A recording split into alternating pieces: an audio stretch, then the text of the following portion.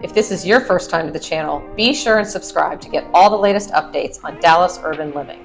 In this video, I'm going to give you a buyer's guide on things to consider when purchasing a condo or a townhome. There are many options, and using a realtor that specializes in this lifestyle is key. Hi, this is Kendall Travis with Dave Perry Miller Real Estate, and I am your Dallas urban luxury condo realtor. I live and breathe the condo and city life.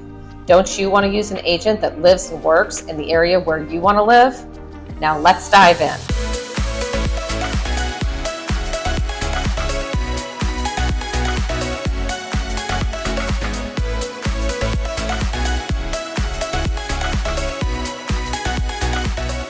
Welcome to Dallas Urban Luxury, where we explore the finer points of living in high-rise condos and townhomes in the heart of Dallas. Today we're diving into the ultimate buyer's guide for urban luxury condos, covering everything from location considerations to lifestyle benefits. We're going to start with location considerations. When choosing an urban luxury condo in Dallas, location is key.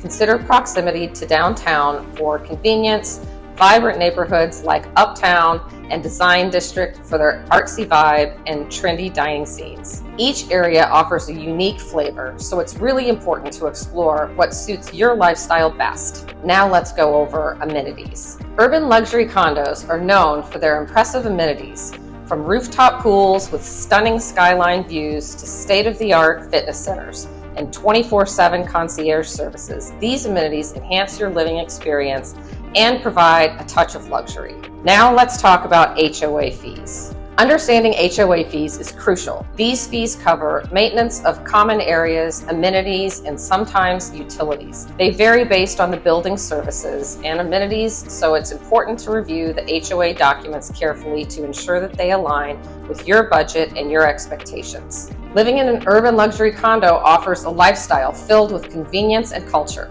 Enjoy walking to trendy cafes, shopping at upscale boutiques, and attending cultural events, just steps from your door.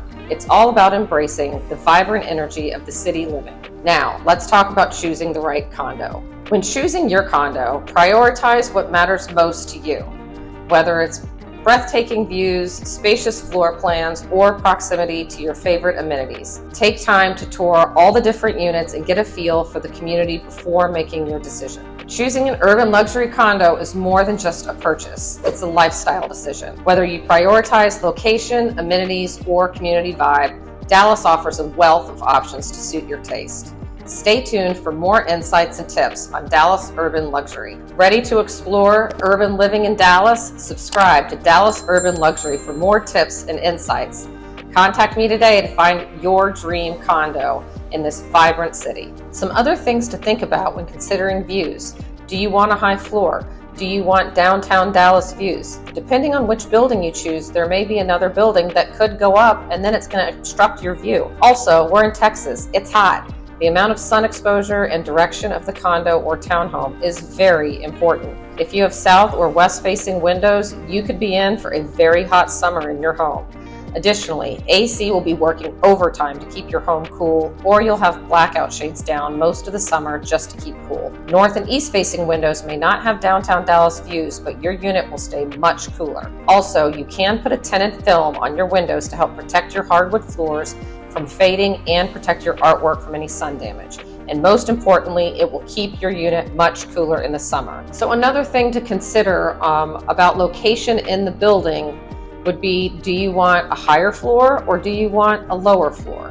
That can be very important. I personally live on a lower floor in my condo, and I'm in all treetop views. We get lots of shade. We are on the northeast corner. My condo tends to be very cool.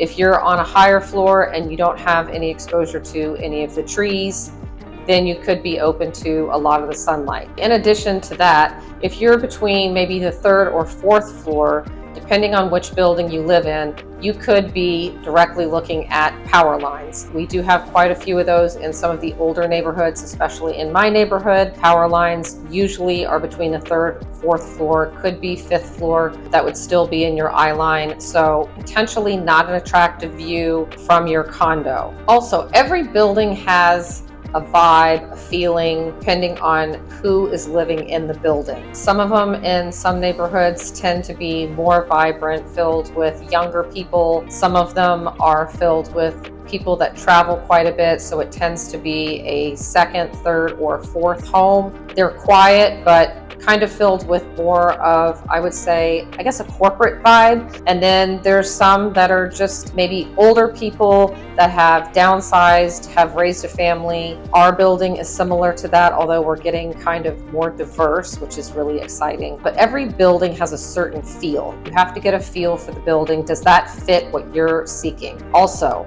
all the staff for every building is different. So some staff people have been in our building, for example, for over 35 years. There's also buildings, if you move into a new development, you're gonna have a brand new set of staff. So they might not be so familiar with all the great restaurants if they're not from the area, or the ins and outs of the building. These are all just things to think about. Of course, I will help you through this. I know all of these buildings very well. I know a lot of the staff very well. I also have seen a lot of their HOA documentation.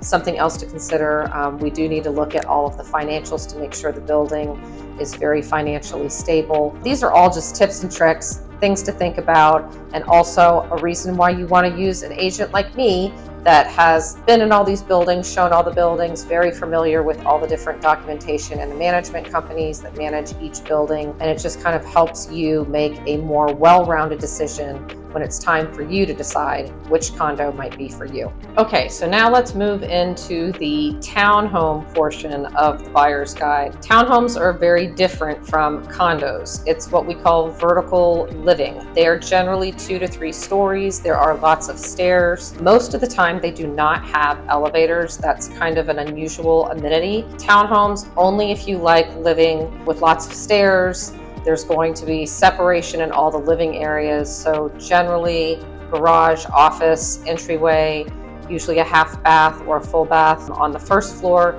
Then usually the main living area is on the second floor, where you'll have a kitchen and a living area, usually a half bath. And then you go up to the third floor, where you have either multiple bedrooms or master bedroom. And then some of them have rooftop decks, which could be yet another set of stairs up. So for those of you that enjoy your exercise and getting your steps in, townhomes may be for you. The other amenity for townhomes is sometimes they have small little yards. So if you have a small pet, that could be a great amenity just to let a pet out just in a little small yard. If you've got like a really small animal, that's also a great amenity. Also, the HOAs in townhomes tend to be quite a bit lower. You don't have staff in townhomes. So I would say they are in the hundreds. So usually they range, anywhere between $100 if there's no amenities.